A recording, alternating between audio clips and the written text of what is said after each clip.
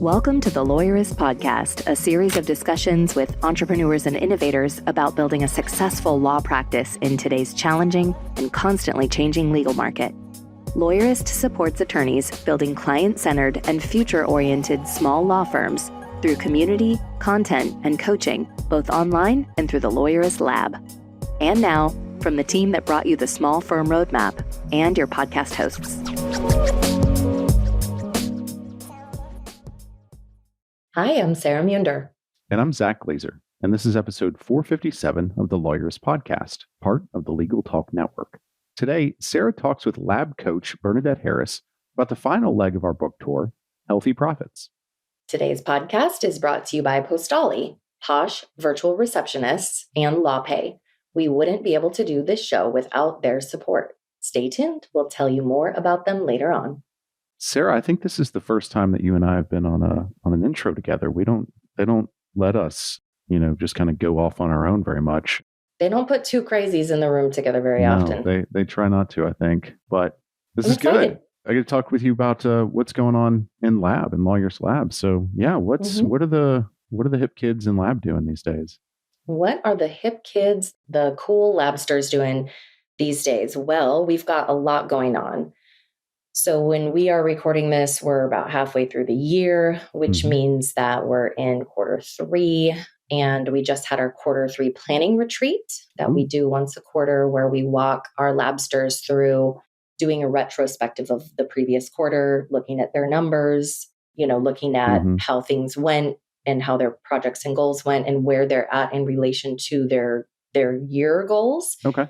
And so that happened. And I am knee deep in working on those priorities with the labsters that I coach. And it's just really cool to see these things coming along for them, especially as we get closer to the end of the year, because that's always a fun time. Yeah. So you have a set group of labsters that kind of get one-on-one with you specifically. It's not round robin. You're not kind of just showing up to, meetings with labsters and saying, all right, who are you? What are we doing? Right? Right. Yeah. So I'm a full-time coach here, and I have labsters assigned to me as my coaching clients. And it's really cool to be able to get to know them and to help them overcome some of their questions and struggles along the way on their journey, and to see them do some amazing things.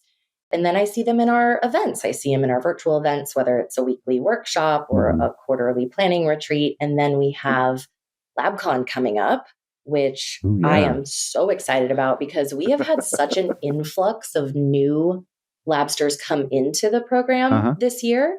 And so for a lot of the folks that are registered, it's going to be their first LabCon. And I'm just really excited to, hug some people in person and get some face-to-face time. Yeah, absolutely. Absolutely. And LabCon it's a different conference. It's not your regular show up and have people throw their ideas at you from the stage.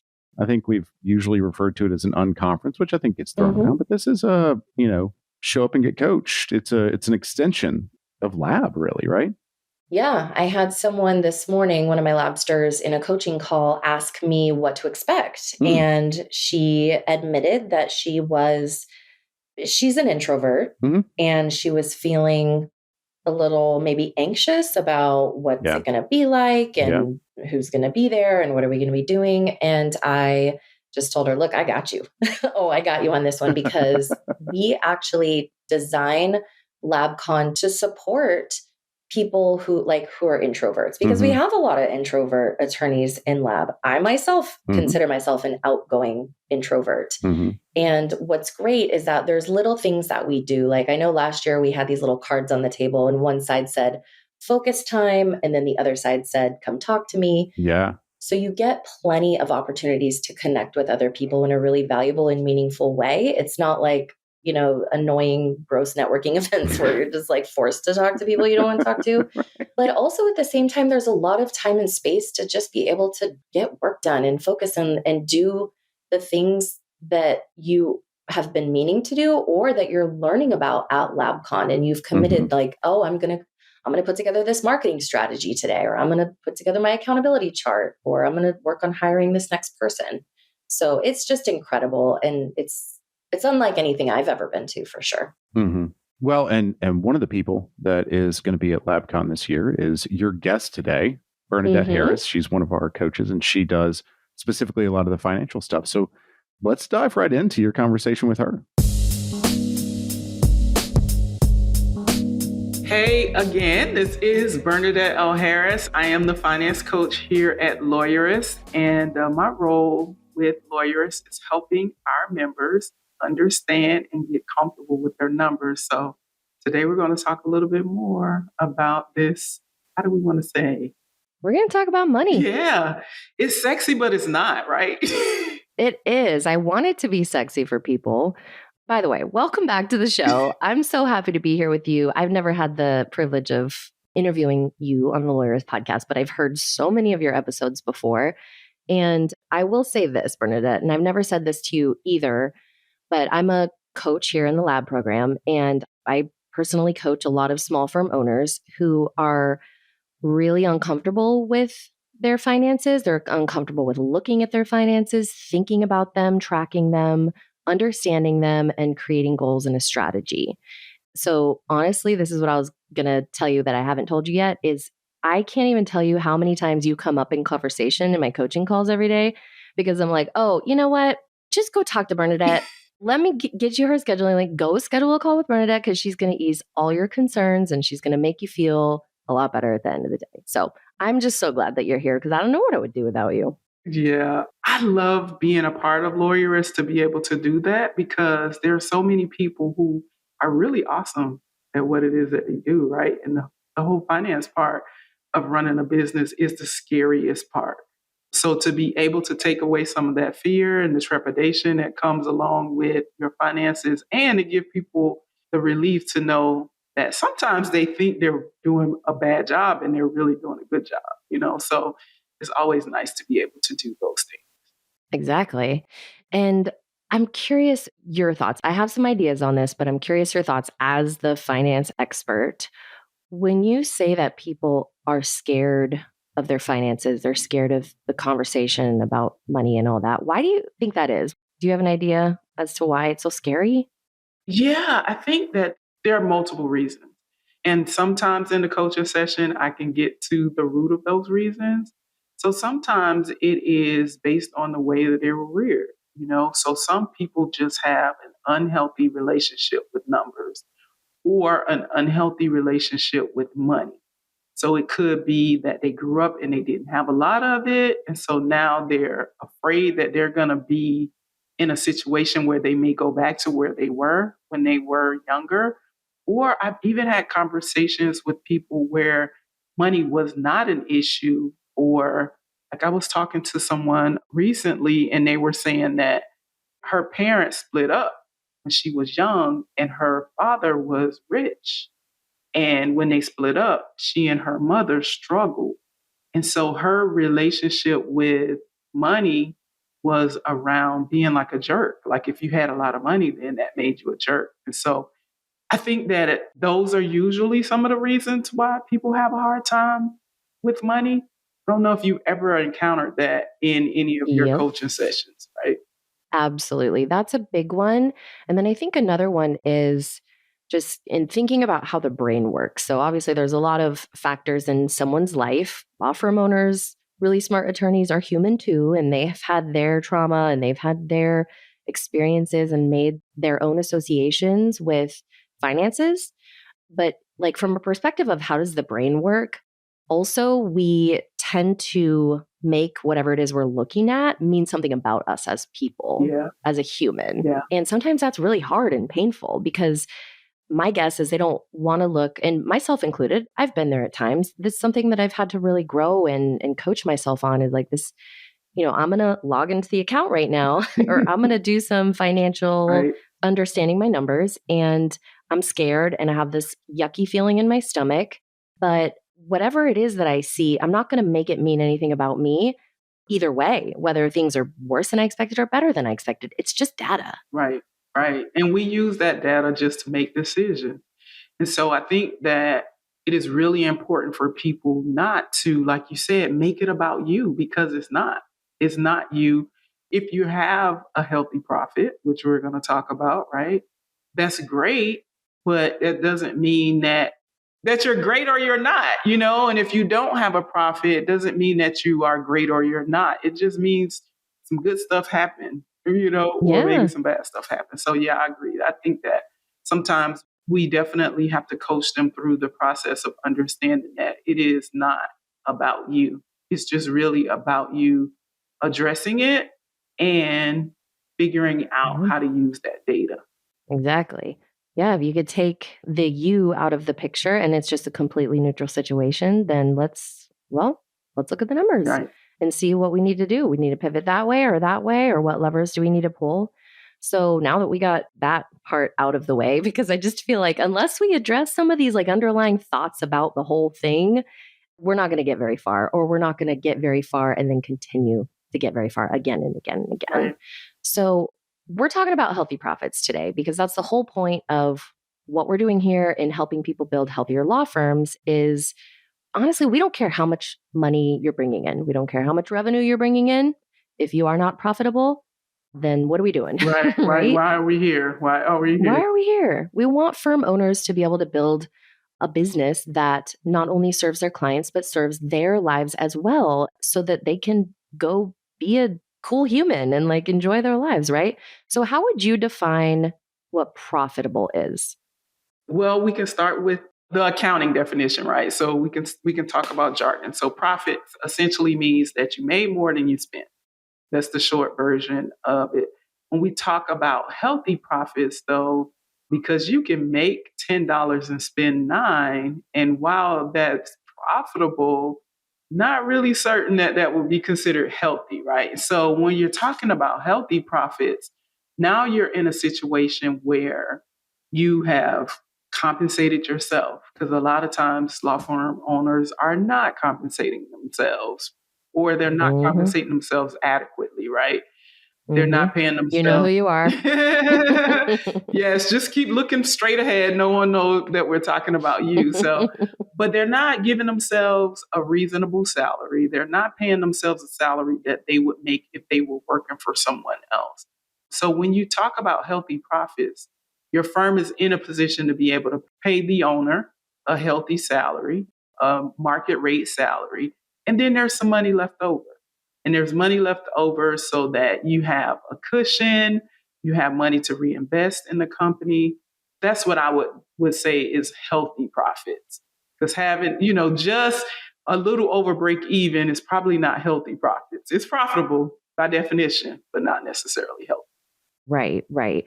So you brought up arguably one of the most important points here, which is a lot of times law firm owners don't pay themselves. They don't pay themselves a reasonable amount.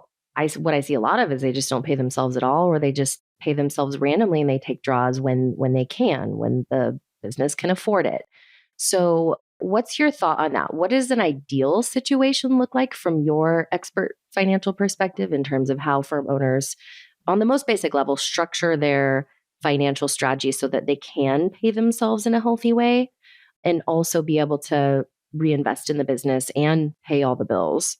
Right, right. And this is a delicate band. It's a dance, right? So you kind of have to dance with it. But I think it's really important for firm owners to prioritize paying themselves. It has to be a priority. It has to be something that you do in your firm, because what happens is when you are a firm owner and you are not paying yourself a reasonable salary, at some point, you or someone that you love is going to resent your business. Mm-hmm. Yeah.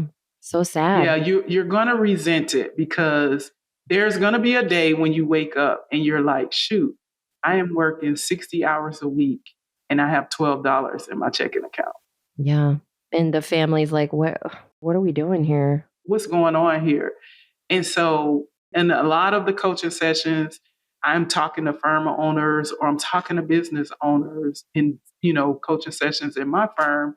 And I'm telling them how important it is to make sure that paying themselves is a priority, because it is impacting more than just them. So let's think about the firm owner who has children and the kids see you working all the time. but they can't go to summer camp because you say that you don't have the money for them to go to summer camp. And so they're seeing like, well, mom, dad is working all the time, but why? Yeah, You know, absolutely. yeah. So you have to think about the impact that it's going to have. And it could not necessarily be children, it could be a spouse. And so you're married, your spouse is maybe carrying all the bills until your firm is profitable on its feet or whatever. But at some point, your spouse is going to get tired of carrying the full load. And you're not home and you're not contributing to home. So that is why paying yourself has to be a priority, because the last thing that you want is resentment in the business, whether it is coming from you or someone that loves you. Yeah. Well, and I mean, you mentioned it, you could resent your own business. And I think that that's what I see that happen a lot, where people are like, I'm done. I'm tired. I'm just so tired. And it's not rewarding to them, right. because it's just a struggle. And we don't want that, because that's only going to make the situation worse. Right. So we have, like, as business owners, we really got to keep our mind right so that we have the right attitude towards our business, because that's going to show up in everything we do, and our clients are going to feel it, and our team members are going to feel it. So we've identified, I mean, this is important, right? Like, obviously we want to pay ourselves. Let's take a quick break to hear from our sponsors. And then when we come back, let's talk about more of the how. Yeah. So we got to do this. How do we do it? Yeah, let's do that. All right. We'll be right back. The Lawyerist podcast is brought to you by Posh Virtual Receptionists. As an attorney, do you ever wish you could be in two places at once? You could take a call while you're in court, capture a lead during a meeting, or schedule an appointment with a client while you're elbow deep in an important case? Well, that's where Posh comes in. Posh is a team of professional, US-based live virtual receptionists who are available 24/7, 365. They answer and transfer your calls, so you never miss an opportunity. With Posh handling your calls, you can devote more time to billable hours in building your law firm, and the convenient Posh app puts you in total control of when your receptionist steps in. So if you can't answer, Posh can. And if you've got it, Posh is always just a tap away. With Posh, you can save as much as 40% off your current service provider's rates.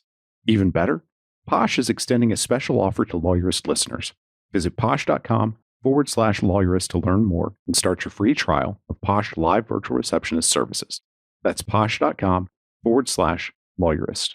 And by LawPay. Don't be the last to discover why the legal industry is raving about LawPay Pro. Say goodbye to manually recording your working hours and chasing down late payments. Accurately track time, reclaim billable hours, and get paid faster with all the billing and invoicing features you need in one easy-to-use tool. Plus, plans start as low as $19 per month per user. Visit www.lawpay.com/Lawyerist to learn more. And by Postali. At Lawyerist, we know marketing is an essential piece of a firm's growth strategy.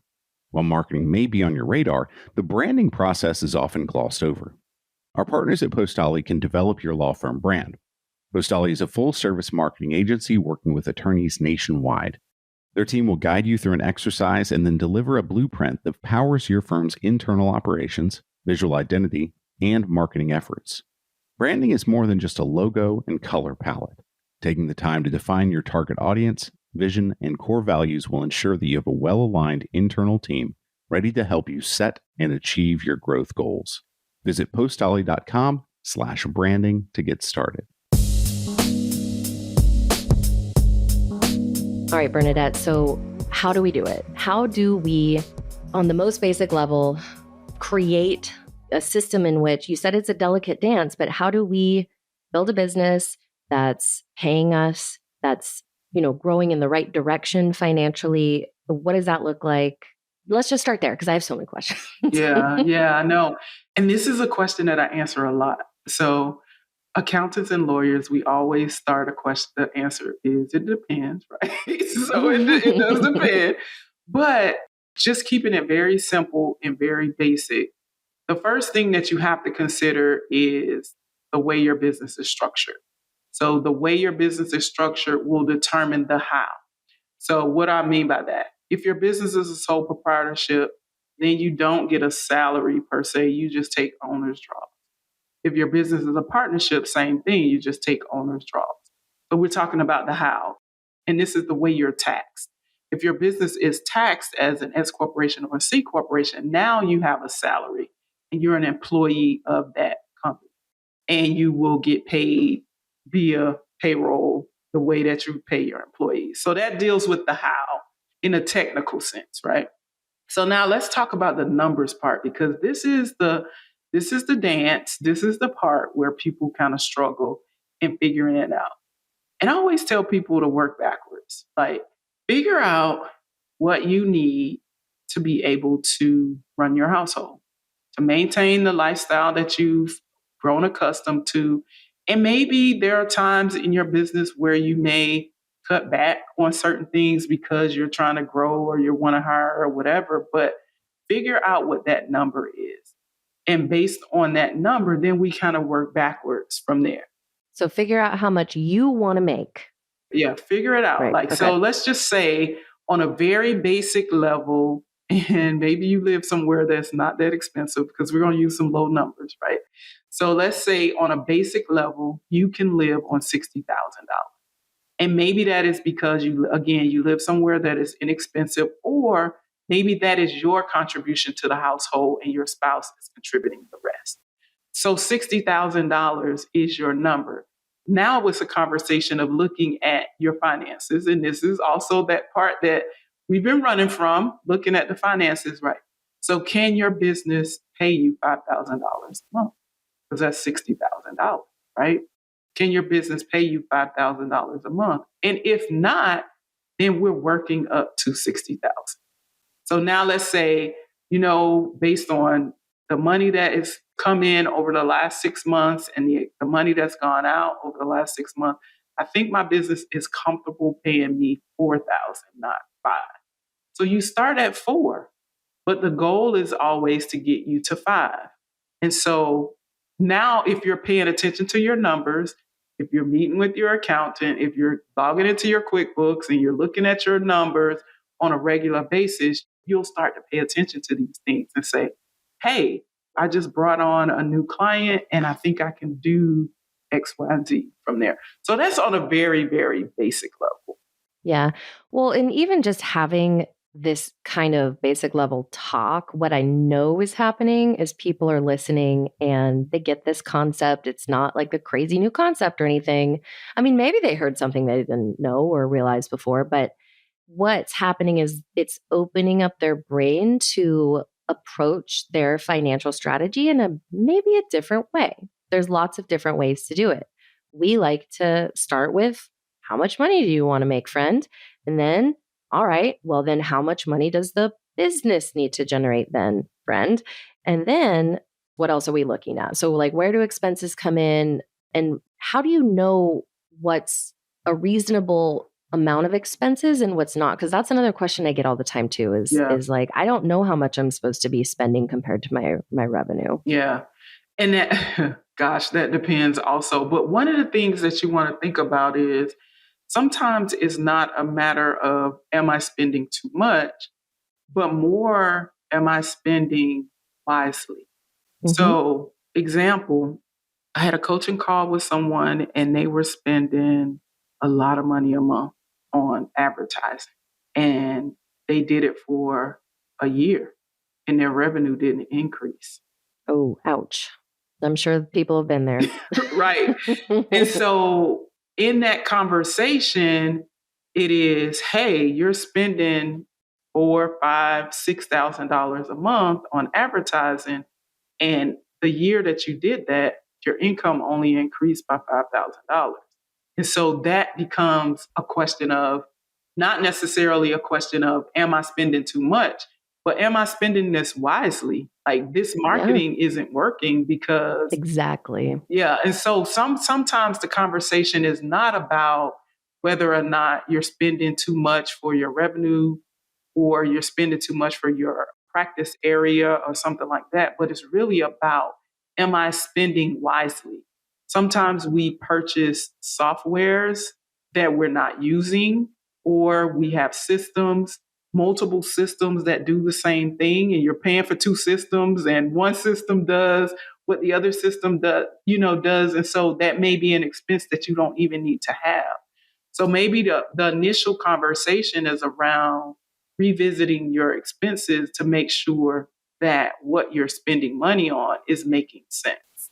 Is it working? Yeah. Yeah. It makes me think maybe it's actually not an expense problem. Maybe it's a marketing strategy problem. Either way, no matter what the issue is and where it lies, I mean, the issue is somewhere and we can uncover where that's at and we can adjust from there. But I think the key word here is, are you being intentional with what you're spending on? Yeah. And you're paying attention. So, because I think that a lot of times firm owners are not recognizing how all of these parts are connected. Like you said, the marketing strategy is connected to your finances.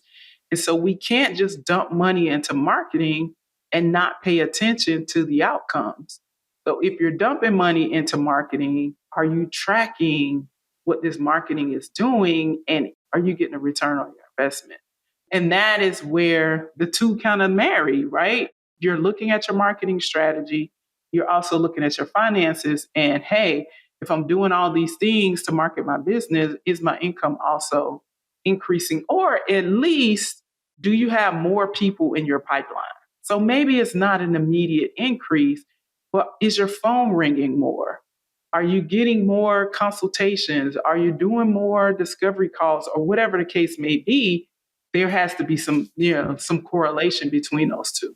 Yeah, I feel like we could go down a whole rabbit hole in this conversation of like different things we need. Like this is all the stuff that comes up in coaching calls every day. It's like, okay, is this a financial strategy problem? Actually, no, this is a marketing problem. And then you look at the marketing strategy. Well, you have a bunch of leads. So is it a getting the leads problem? Is it a capturing leads problem? Or is it a conversion problem? Right, exactly. right. And so who do we need to talk to here? Give them a kick in the butt. Yeah. But it also speaks to how all of these pieces are interconnected. But the numbers are the thing that tells the story. And a lot of times the numbers is the story that nobody wants to listen to, but the numbers are telling you something. And I mean, and that's in everyday life. If you go get blood work, your numbers are going to tell you what's going on with your body right away. Like you don't need to have an x-ray or MRI. You can just get blood work and it'll tell you what's going on. And the same thing happens with your financials. If you have the data, that data is going to tell you something. It's just a matter of being able to understand the data and to be able to course correct, make the changes that need to happen. I mean, we all know kind of how we want our story to end in anything that we're pursuing in life. And in building a law firm, we have an idea of what we want it to be and where we want to get to. But like you just said, if we don't pay attention to the story along the way, we can't write the ending. But we can write the ending when we're actually actively participating in that story writing process. That was such a beautiful analogy, Bernadette. Thank you. Again, I feel like we could just go so long and talk about all the things. So we're just going to have to keep having you on. If there was one thing that is the most important piece of advice that you give people in your coaching calls in lab, what would that be? I think it goes back to not being afraid of the numbers, right? And so we said it in the very beginning of this episode, whatever the outcome is not a reflection of who you are as a person. It's just an outcome as a result of something that happened, right?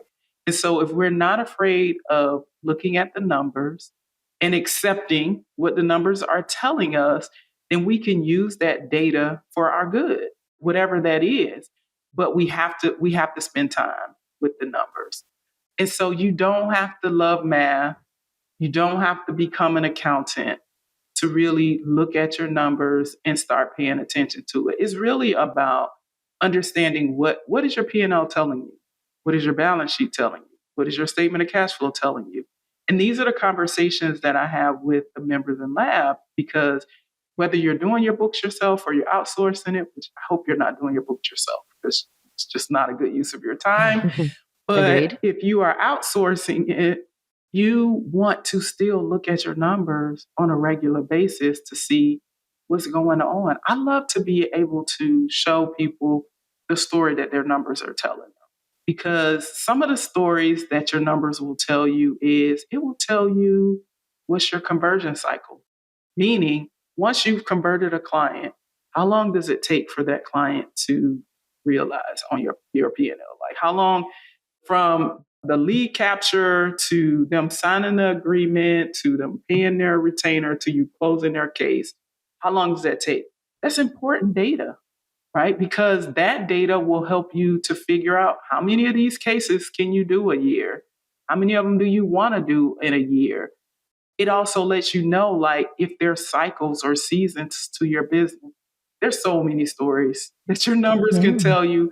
But the bottom line is really spending some time with the data and accepting the story that it's telling you. Yeah. That's right.